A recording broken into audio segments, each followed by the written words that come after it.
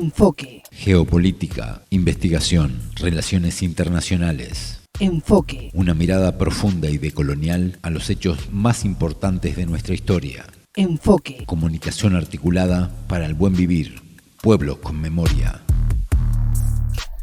Momentos difíciles para la democracia en Ecuador, entre el avance del narcotráfico, la crisis energética y un presidente que busca eliminar el financiamiento estatal a las organizaciones políticas y la propaganda electoral. Claro, él es millonario. ¿Qué le va a importar? Bienvenidos, bienvenidas. Esto es Enfoque con Alejandra Patrone y la producción de los pueblos y movimientos articulados en Avia Yala Soberana. En el programa de hoy analizaremos este tema junto al consultor político Decio Machado. El tema del día.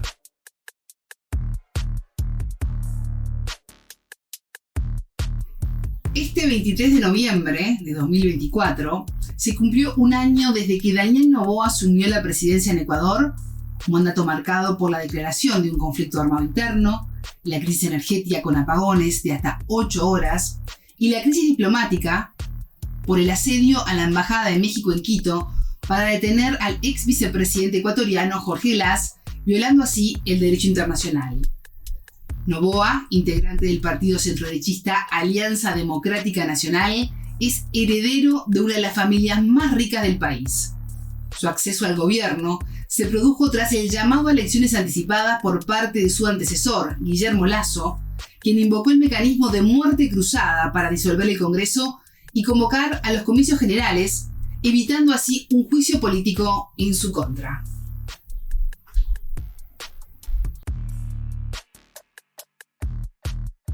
La entrevista. Y a partir de este momento hacemos contacto con Ecuador, porque así se encuentra nuestro entrevistado, el consultor político Decio Machado. Decio, ¿cómo estás? Bienvenido a Enfoque, es un gusto recibirte. Un saludo, Alejandra, un saludo a todo el equipo de Enfoque y a la audiencia. Gracias por la invitación. Gracias a ti por recibirnos.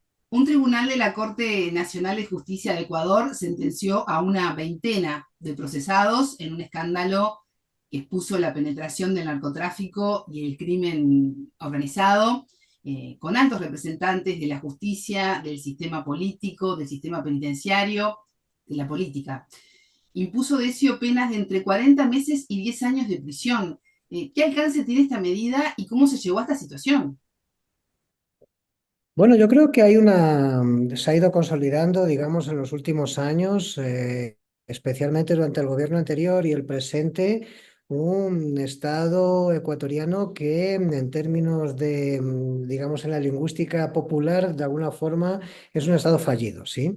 Es decir, decían los norteamericanos en la época de Condoleezza Rice en el Departamento de Estado, definían los estados fallidos en el marco de lo que tiene que ver con el narcotráfico, indicaban que eran cuando había capacidad de penetración del narcotráfico en el Estado, en los cuerpos de seguridad, en la justicia y en la política. Yo creo que el Ecuador cumple las 4 condiciones, Alejandra. Quiero decir que realmente hay un montón de campañas políticas en este momento financiadas por el narcotráfico en un país que está en una crisis económica permanente desde hace 7 años, semi-estancado la economía. Estamos viendo algunas campañas electorales que tienen un dispendio económico brutal que no se corresponde con la realidad del país. Al mismo tiempo, digamos, los niveles de corrupción de jueces que sueltan, digamos, en los procesos a narcotraficantes, a líderes de grupos narcotraficantes, de bandas locales, etcétera, es una permanente.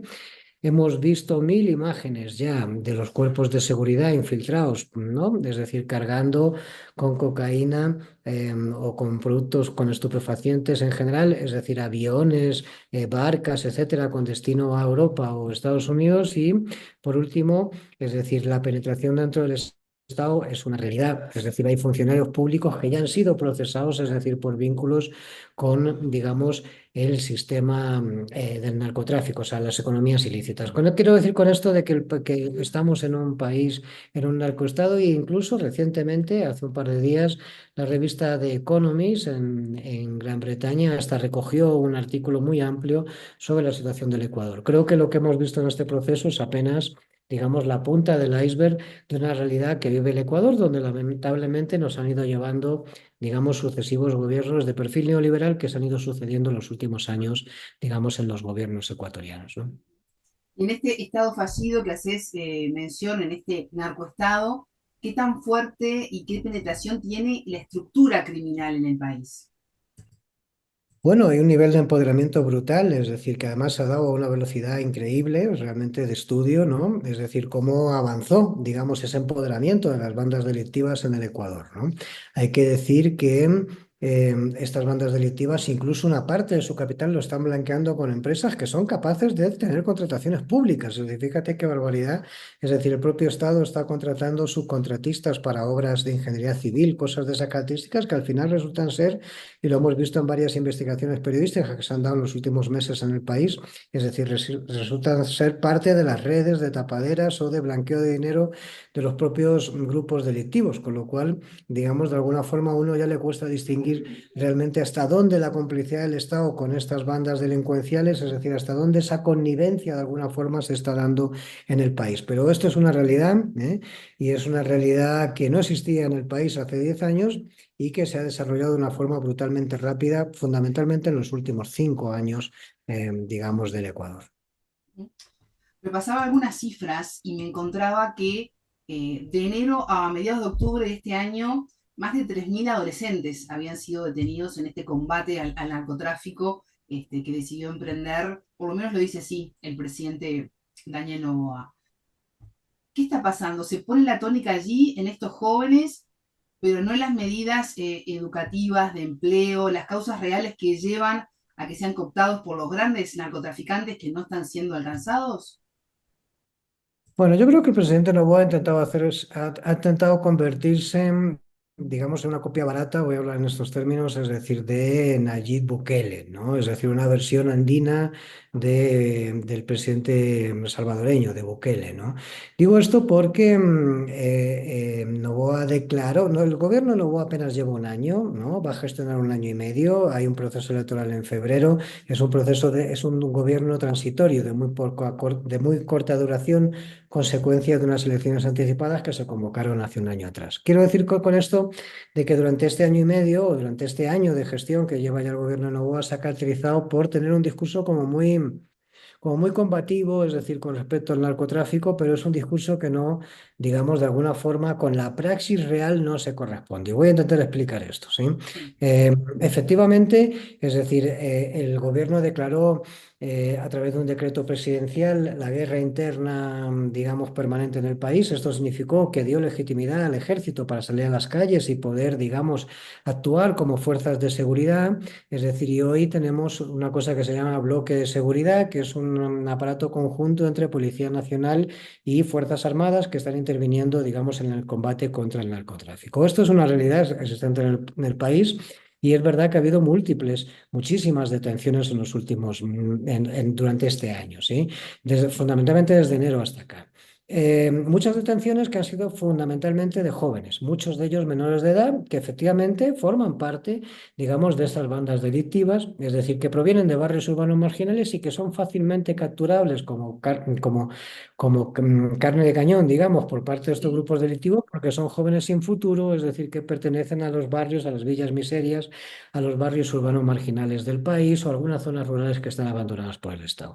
Esto es una realidad, pero el problema de esto es que no se están deteniendo los grandes capos, es decir, digamos, las bandas, es decir, lo que se está deteniendo es a estos jóvenes. Y efectivamente, estos jóvenes, hay un debate en el país, digamos, sobre la aplicación de leyes sobre estos jóvenes. Hay gente que está defendiendo que los menores de edad no pueden tener la misma política, digamos, de sanciones, es decir, que los mayores de edad. En fin, hay todo un debate ahora mismo en el Ecuador al respecto, es decir, con gente que defiende los derechos humanos, otros que entienden que delinquir es delinquir más allá de la edad, etcétera, y ese debate social existe.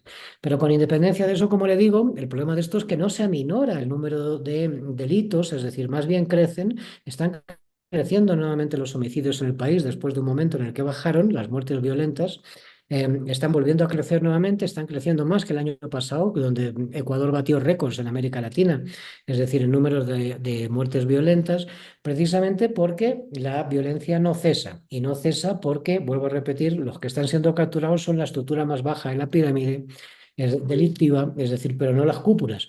Y en las cúpulas no solamente están los grandes capos, sino también las empresas asociadas, es decir, los mundos corporativos asociados por los cuales blanquean el dinero, es decir, y terminan, digamos, de generar esta especie de red, es decir, delincuencial, donde se mezcla lo lícito y lo ilícito en una economía muy compleja como la del Ecuador, que es una economía dolarizada y que le viene muy bien al narcotráfico porque le permite, digamos, grandes facilidades para blanquear sus capitales, digamos, provenientes de métodos ilícitos, ¿no? O delictivos, ¿no?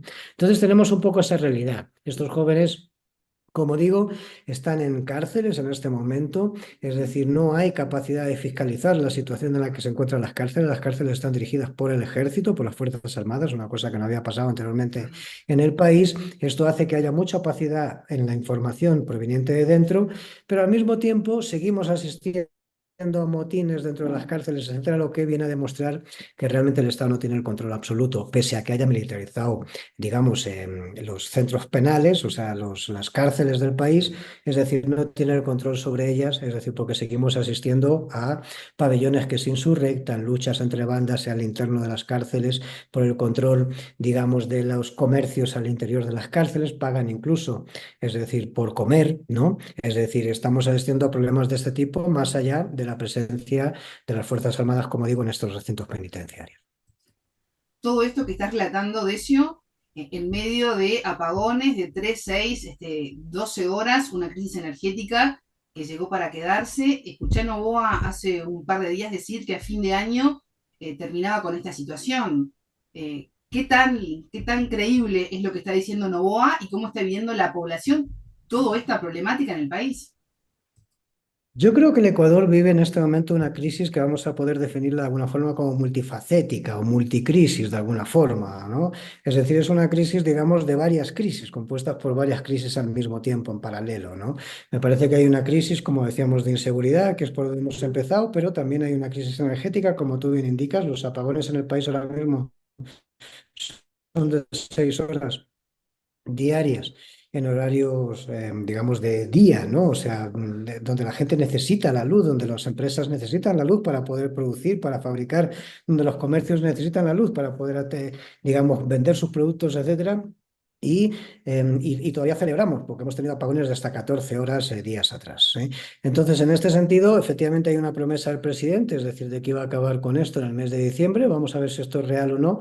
Es decir, pero lo cierto es que todo esto corresponde a estas mismas lógicas de falta de planificación por parte de la política pública estatal. Lo que ha pasado en el Ecuador simplemente es una cosa que se resume de forma muy sencilla. Más allá del estiaje, más allá de los efectos del cambio climático, no ha habido capacidad para planificar adecuadamente cuáles eran las reservas de los embalses del Ecuador.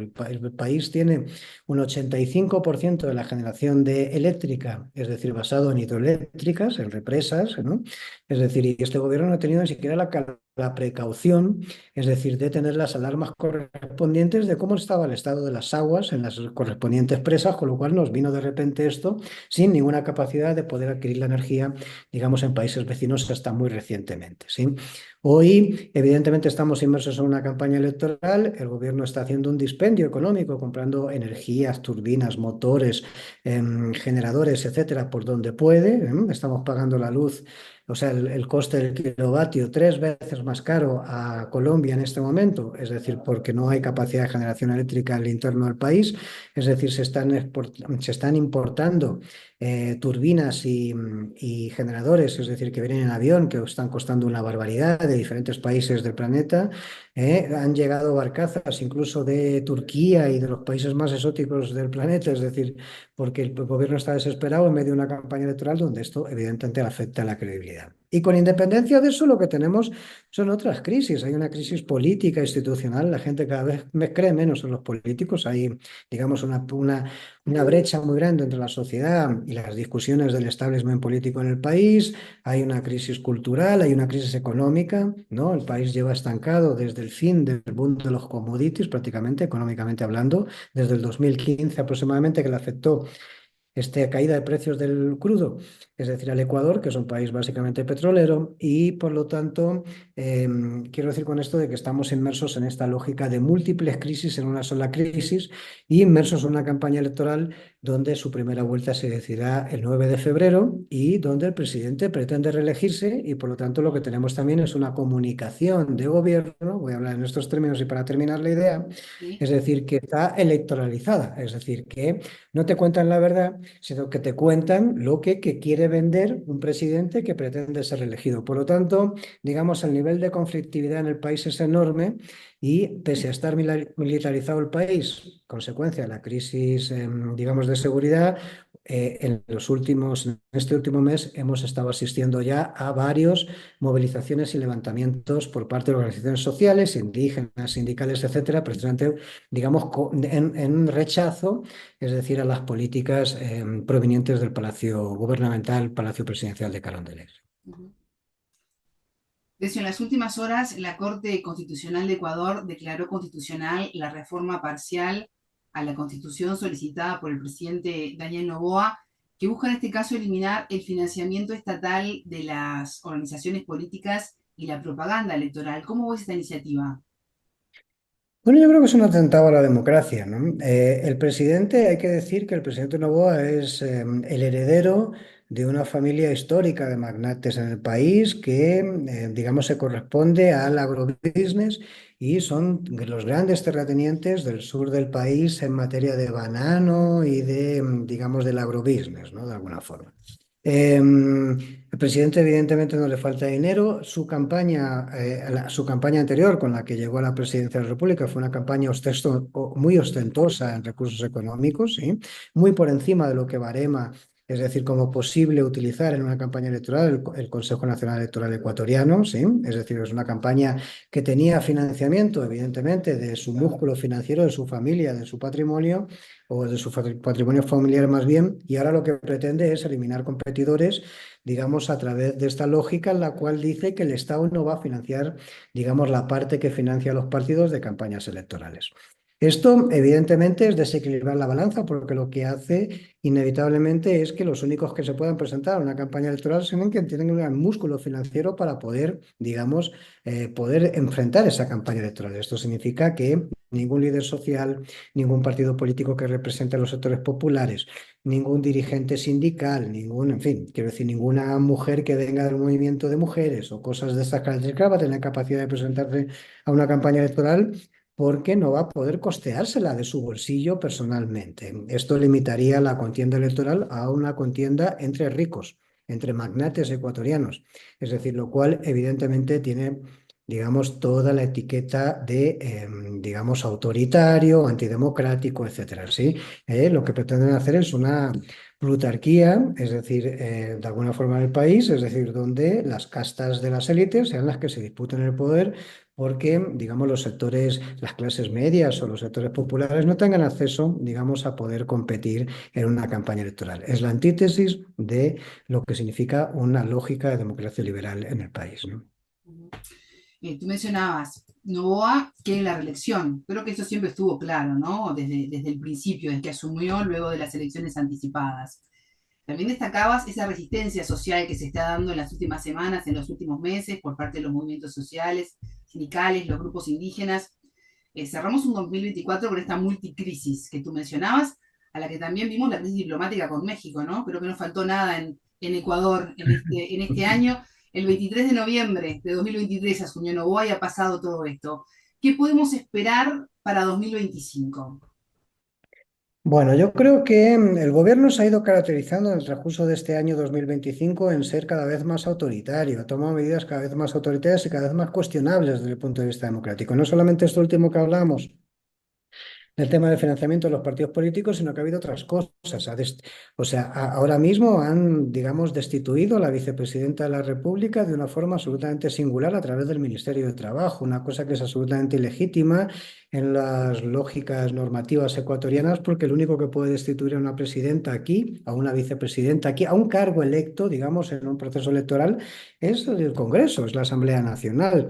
Es decir, sin embargo, lo han hecho, digamos, con una sanción de carácter administrativo administrativo proveniente del Ministerio de Trabajo. Es una cosa así como bien forzada, es decir, que está recurrida en diferentes entes, digamos, judiciales, entre ellos la CIDH a nivel latinoamericano, internacional, etcétera, pero que el gobierno nuevo pretende ganar tiempo con esto y que pasen las elecciones, reelegirse, aunque luego pierda el proceso y le cueste dinero al país. Hemos asistido también a la eliminación de 2 o 3 candidaturas diferentes que había aquí, todas de forma muy cuestionable. Una empezaron por José Serrano, un candidato que pretendía elegirse y no le dejaron ni siquiera volver al país, él estaba fuera.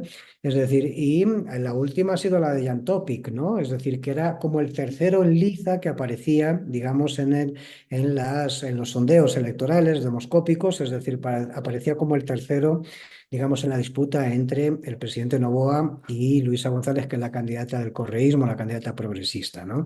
Quiero decir con esto de que ha habido como varias acciones de estas características. Aquí todo parece indicar que en una sociedad que además está militarizada en esta lógica de lucha contra la delincuencia, cada vez tenemos una lógica más autoritaria por parte del gobierno y más antidemocrática. Y creo que esto forma parte de los temores, es decir, que están asistiendo las organizaciones sociales y los sectores más sensibles, es decir, de la sociedad ecuatoriana. Es decir, que es esta percepción de que podría estar en riesgo la democracia, es decir, si, digamos, este presidente perdura mucho tiempo, ¿sí? El mandato del presidente termina, las elecciones son en febrero, pero el mandato del presidente termina el 24, si no me equivoco, del mes de mayo, ¿sí? Y mucha gente está cruzando los dedos, es decir, para que gane quien gane. Es decir, estas elecciones no sean Noboa porque entienden que 4 años más de gestión de este gobierno podría ser un riesgo, como digo, para el sistema democrático. Se está imponiendo una lógica que no solamente es autoritaria, sino que más bien es oligárquica, porque el presidente Noboa responde a esos grupos económicos que, como le decía anteriormente, forman parte del viejo capital ecuatoriano, del viejo capital de las grandes élites ecuatorianas provenientes de los grandes terratenientes, del mundo del banano, del cacao, es decir, de este tipo de cosas que además es, y lo voy a decir así de claro, quiero decir, los containers que exportan estos productos son los que llevan la droga a Europa y a los Estados Unidos. Decio Machado, consultor político español, radicado en Ecuador. Muchísimas gracias por estos minutos con Enfoque. Gracias a ustedes por la invitación. Un saludo, Alejandro. A ustedes les decimos que ya se viene la frase del día. Pueden escuchar el programa en www.radiovictoriagt.com. Tengan todos ustedes una excelente jornada. Buena vida para todos. La frase del día. Bueno, yo creo que es un atentado a la democracia, ¿no? El presidente, hay que decir que el presidente Noboa es el heredero de una familia histórica de magnates en el país que, digamos, se corresponde al agrobusiness y son los grandes terratenientes del sur del país en materia de banano y de, digamos, del agrobusiness, ¿no? De alguna forma. El presidente evidentemente no le falta dinero. Su campaña anterior con la que llegó a la presidencia de la República fue una campaña muy ostentosa en recursos económicos, ¿sí? Y ahora lo que pretende es eliminar competidores, digamos, a través de esta lógica en la cual dice que el Estado no va a financiar, digamos, la parte que financia a los partidos de campañas electorales. Esto, evidentemente, es desequilibrar la balanza porque lo que hace inevitablemente es que los únicos que se puedan presentar a una campaña electoral son quienes tienen un gran músculo financiero para poder, digamos, poder enfrentar esa campaña electoral. Esto significa que ningún líder social, ningún partido político que represente a los sectores populares, ningún dirigente sindical, en fin, quiero decir, ninguna mujer que venga del movimiento de mujeres o cosas de estas características va a tener capacidad de presentarse a una campaña electoral porque no va a poder costeársela de su bolsillo personalmente. Esto limitaría la contienda electoral a una contienda entre ricos, entre magnates ecuatorianos. Enfoque, con Alejandra Patrone y la producción de los pueblos y comunidades articulados en Abya Yala Soberana para www.radiovictoriagt.com. Radio Dignidad de Honduras, Codecá Guatemala, Abya Yala Soberana, Minca Comunicaciones de Argentina, Rondas Campesinas de Perú y Radio Victoria de Guatemala.